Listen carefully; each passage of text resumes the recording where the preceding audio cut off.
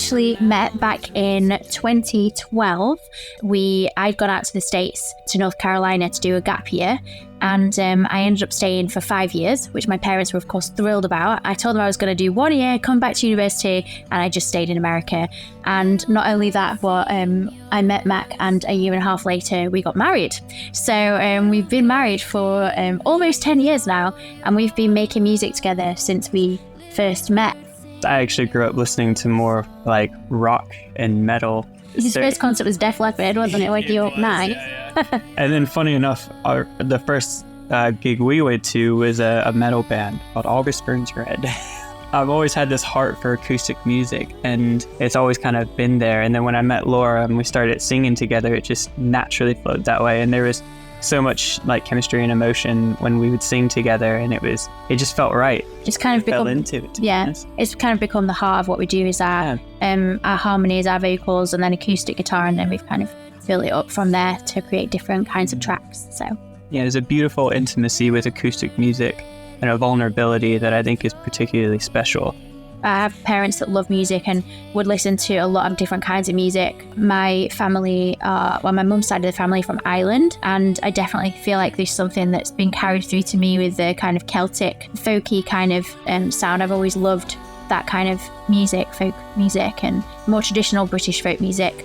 But also I equally have loved, I'd watched the Country Music Awards growing up and things, and loved that kind of American folk kind of music and country music. I think one of my first ever concerts was The Chords, which was of course a mix of pop and Irish folk music, which is kind of funny because now we do like our music is quite a mashup of different genres. There's such an eclectic mix of things that I grew up listening to. But when I first started playing guitar, particularly, I was playing a lot of rock and metal, and I developed this kind of speed with playing. And at some point, I discovered my love for folk and acoustic music. And when I slowed things down, I was able to I was able to focus more on the clarity of a few notes. And as I developed my acoustic playing, I thought, why can't I incorporate some of these faster licks into my acoustic side of things? And since it's just me playing acoustic guitar, maybe I can throw in some kind of lead lines like some of these cool electric guitar riffs that I used to do. Why can't I do some of that underneath of what I'm playing? And then I discovered through that the love of like country and bluegrass and how they do, tend to do some of that stuff. And there is kind of elements of all of that. I think if you listen to our music, you can maybe start to pick out some of the things that I'm doing, especially on the acoustic guitar, in the context of our harmonies and slowing things down a little bit. It gives it our own kind of feel, our own kind of style. Mac will be, he picks up his guitar and he follows that inspiration, and just kind of starts playing around. And oftentimes you'll come up with something really great, and either I'll say, wow, that's awesome, or he'll say, hey Laura, listen to this, and then we'll record it as a voice note on my phone. And at some point I will go away and have a listen through the voice notes and just kind of sit down and think, you know what, I might be inspired by a certain theme, something that I want to write about. And then I'll kind of go through the guitar and guitar takes and see what I feel like marries up. We do take a lot of time and care into crafting every lyrical aspect of our songs and every musical aspect of our songs. And but then we come together, we have the composition ready with acoustic guitar and vocals, and then we take it to a producer and we work with different producers on different projects, because we think they all have their kind of speciality, and a lot of the song development happens in the studio when we're sat with a producer and we're able to add in those other instruments and things like that. So I think the producer has a really important part to play in the end product. We're just so grateful for some of the producers we've worked with that have been able to put context to the songs to make them feel cohesive for individual projects, but then also just as people tend to say, or we've often had fans say to us that there is a particular inherent sound to our music, just with the vocals and I guess our vocal qualities particularly. People are like, oh yeah, I can always tell it's you guys when we hear you come on the radio or whatever, which is really cool. But there is actually there's an agreement that we came to a few years ago, which I think it works really well, and anybody that's doing co-writing, I think, could benefit from taking an approach like this, especially if you're married or in a relationship and you're writing together. We were writing a song at one point, and we couldn't come to an agreement on this particular chord change or something like that, and we were going back and forth, but I think it should be like this, no, but I think it should be like this, and we were kind of like, well, what are we gonna do? Like, we disagree, and there's no one else here to ask. And we decided that the person who kind of initiated the song kind of had a heart for that particular song. And the one who had the initial spark of inspiration. Yeah, the one who cared the absolute most about this particular song. Yeah. They had to take the other person's idea on board, but ultimately, or they had to consider it, but ultimately they got the final say. One of our most popular song, Carry On, is that one is one that Mac really took the lead on writing. So if it was with that song, if I wanted to kind of make a suggestion for a change, and Mac didn't like it, I would have to submit to Mac on that song. That was his baby. But if it was a different song like Little Bird, which is one that I took the lead on, it would be the other way around. Probably even more so if you are friends or you are partners or something. Having those boundaries from the beginning is a really great way to ensure that you're going to be productive and everyone's going to be heard, but ultimately you're not going to fall out over it. And we all want our song to go as far as it possibly can, and sometimes you do just have to trust the person that had the initial spark of inspiration. It's great to have great equipment and things like that, but sometimes people think, oh, if I just hire out the most expensive studio with the most expensive equipment, then then I'll have a banging track. But it's not. We think that actually the most important thing is having the right producer. Like our very first EP, we went into some kind of, we spent our money on the producer. We worked with a BBC Radio 2 award-winning producer, and knew that was going to be the most valuable thing to us. In December, we'd noticed that our streams for our other music, they dropped quite significantly, which is understandable because everybody's listening, or most people are listening to Christmas music. We don't just want to release a Christmas song just because. We love Christmas music, and like even the cheesy stuff is, you gotta love it. It's the time of year, you just gotta get festive. If we release a Christmas song, we want it to be something that still reflects who we are as artists. We tend to write very reflective music. How are we going to make this work and still fit in the indie folk context? So we kind of settled on this sound with Light All the Lanterns. We wanted to kind of think, well, it's a dark season physically, it's the darkest time of the year for us, and in this hemisphere at least. We wanted the kind of sonics to fit with that vibe, that kind of moody feel. I think there's particular Christmas movies that tend to capture that really well. Things like The Polar Express, and there's Christmas Carol. There's this kind of eeriness to it, but it's also very beautiful and hope. It's a hopeful message. And we're like, that's kind of what we want to go for sonically. Yes, and also we love the very old school Christmas carols and things. So we were and of course that resonates with a lot of people as well. How do we incorporate the new indie folk sound but with the old Christmas carol and then we came out with Light All the Lanterns, and apparently people liked it and it went really well. It got on some of the playlists, and who knows what's going to happen in the future with Christmas music.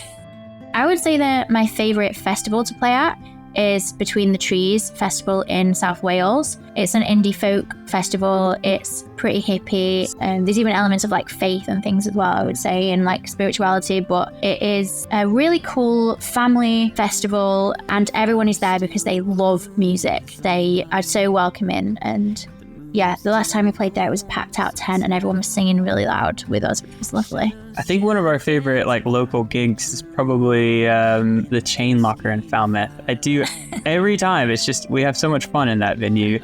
We often get people dancing and singing along, and it's just a great fun. And I think another favorite place to play would be Lusty Glaze Beach, because that is just a really special kind of playing on the beach at sunset. Is super cool. An artist that we actually both really like, who is an indie folk artist, one of our absolute favourites, his name's John Bryan. He's a Canadian artist, and he does a lot of really cool electric guitar driven kind of indie folk sad sounding songs, but we love that.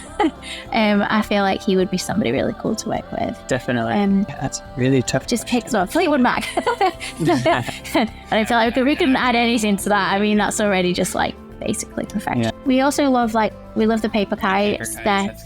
They are an absolute kind of favourite. Some a band that's inspired us a lot from the beginning.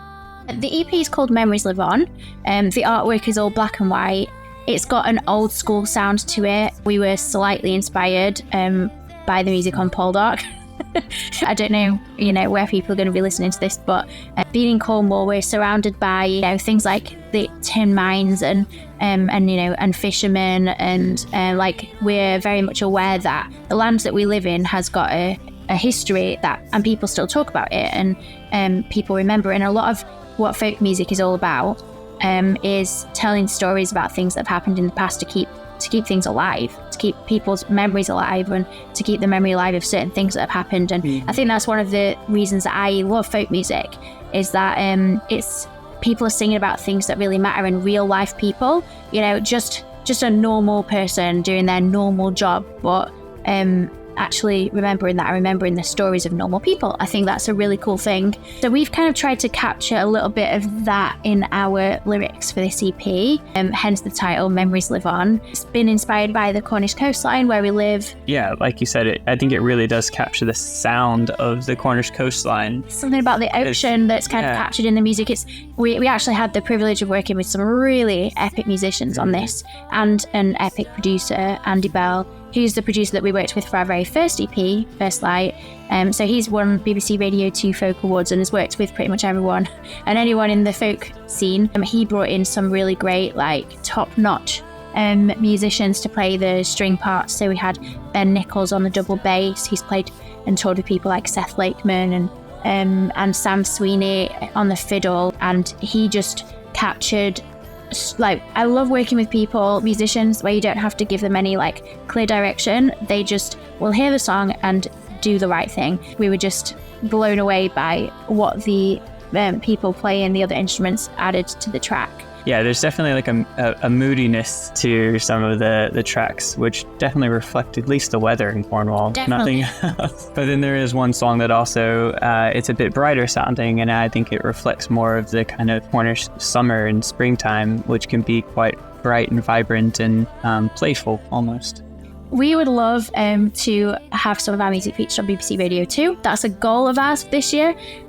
We've had a lot of support from BBC Radio Devon and Cornwall, and the radio in kind of southwest and south of the country, and we appreciate that. But obviously, as artists, it is definitely a goal to get on national BBC radio. And we are going to be releasing multiple projects this year. So we've got our EP, Memories Live On, and then we have some other tracks that we are going to be releasing in the autumn. Hopefully another Christmas song. Wanting to get out of the county a little bit more with touring, and that's true. Wanting to get a little bit more national kind of exposure. We're hoping to do our first UK headline tour, probably a small tour towards the back end of the year, and we are going to be hopefully doing some good support slots as well this year for some other bands, so more to follow on that soon, hopefully. But yeah, we're just hoping to so many people in the country, in the world, who've never heard our music. We just want to get our music in front of them. So our catalogue that is already out, but then we're hoping that our new music will also draw in some more fans. I would say the USA, definitely. Yeah, or Germany. Yeah. An album called This Side of Jordan by a band called Watch House. I've been listening to that the most because Mac's been listening to that the most, and it's just always playing. So, yeah. But it's also probably equally Ego by Lucy Silvers. Pizza. Apple. Peach. Woods. Definitely. Even though we live by the beach, we also do live by some lovely woodlands. I grew up in the woods. Still where my heart is. Oh! South Carolina, but sorry, yeah, North Carolina is actually in my necklace here. Little map of North Carolina. Always close to my heart. Yeah, so keep an eye out for our new EP, Memories Live On. It's a 5-track EP, and we hope you love it.